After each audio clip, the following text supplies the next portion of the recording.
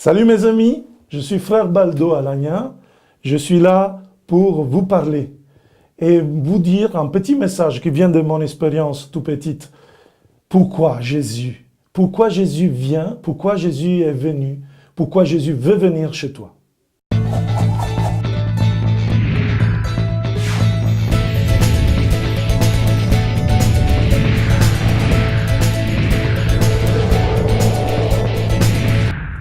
Eh bien, mes amis, quand je vais dans les routes, quand je vais dans les quartiers, dans les villes, dans les banlieues, parfois, je rencontre des jeunes et me disent pourquoi Jésus est venu.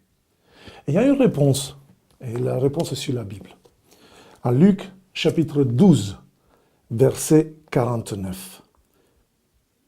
C'est un feu que je suis venu apporter sur la terre, et comme voudrait qu'il soit déjà allumé. C'est un baptême que j'ai à recevoir et comme cela me pèse jusqu'à ce qu'il soit accompli. Le Seigneur est venu porter pas un feu de passion, pas un feu de dévorateur, mais c'est un feu d'amour.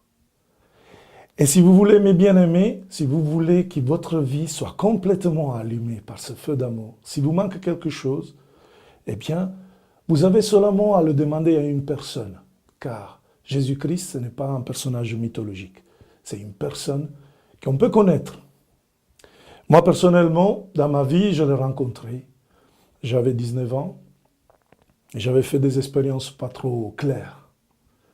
J'avais essayé dans la philosophie, un peu de gauche, pas dans seulement politique, mais le problème, c'est que j'étais athée sans Dieu. Pourquoi? Parce que je ne voulais pas croire en Dieu. Mais en même temps, j'avais une religion. J'avais la religion de la contestation. Mais manquait quelque chose, athée, sans Dieu. Et tout d'un coup, un jour, je me suis retrouvé complètement dans le noir. Pas dans le noir de la vie, comme parfois certains peuvent dire, dans la prison. Non, non, rien de tout ça. Je me suis trouvé dans certaines dépendances, dans certaines choses que tous les adolescents, ils l'ont fait peut-être, toi-même, qui tu m'écoutes, expérience. Et un jour, une fille m'a invité à une réunion de prière. Je lui ai dit, oh, c'est pas possible, attends, tu crois à ces choses-là? On m'a dit, c'est un groupe du renouveau.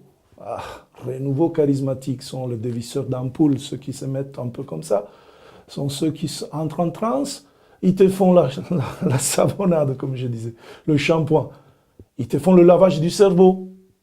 Eh bien, je vais pour démontrer, voilà, que Dieu n'existe pas de toute façon. La problématique, c'est pendant la soirée, il y avait des jeunes un peu qui ne savaient pas jouer la guitare, ne savaient pas chanter, mais Dieu est capable de toucher le cœur, est venu, et voilà, il y a eu quelque chose. Ce quelque chose qui a changé ma vie, et c'était le 24 septembre du 1992, c'était 16h23. À partir de ce moment-là, ma vie a tellement changé qu'à un certain moment, je ne pouvais pas rester là où j'étais. Et alors, bon, de là, j'ai commencé à annoncer, à témoigner ce que le Seigneur avait dit. Un peu comme ce qu'il dit Jésus. J'avais donné sens à la venue de Jésus dans ma vie.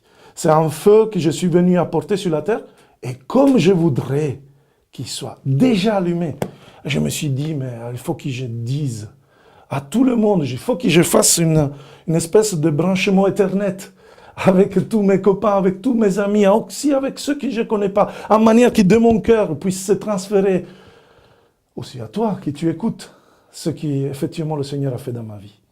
Mais peut le faire dans toutes les vies, si tu veux. Car comme c'est écrit aussi dans les Actes des Apôtres, chapitre 1, verset 8, et c'est le thème de la JMJ de cette année pour tous les jeunes avec Benoît XVI à Sydney. Cette année, on méditera, vous recevrez une force, une puissance qui viendra du Saint-Esprit et vous serez mes témoins. Alors voilà le message que je veux partager avec vous. Si vous voulez vraiment combler le vide de votre vie, Demandez au Seigneur d'envoyer cette force. Demandez au Seigneur d'envoyer cette puissance. Ce n'est pas une puissance de force comme le monde, une puissance matérielle, une puissance politique. C'est une puissance douce qui peut te satisfaire dans la vie, qui peut donner beaucoup plus de ce que tu imagines et attends. Amen. Alors, je t'invite alors à prier avec moi si tu veux. Seigneur Jésus, je suis devant toi, je ne suis pas devant mon ordinateur. L'ordinateur soit vraiment le miroir de ta présence comme un canal qui puisse me faire rencontrer ton cœur, transpercer. Tu as donné ta vie sur la croix et tu as versé ton sang pour couvrir et laver mes fautes. Je te demande, Seigneur, de venir rejoindre mon vide, de venir rejoindre le besoin que j'ai dans ma vie, de donner sens à ma vie. Viens, Seigneur, je te donne tout. Je te donne tous mes péchés, je te donne toutes mes incompréhensions, je ne comprends rien peut-être.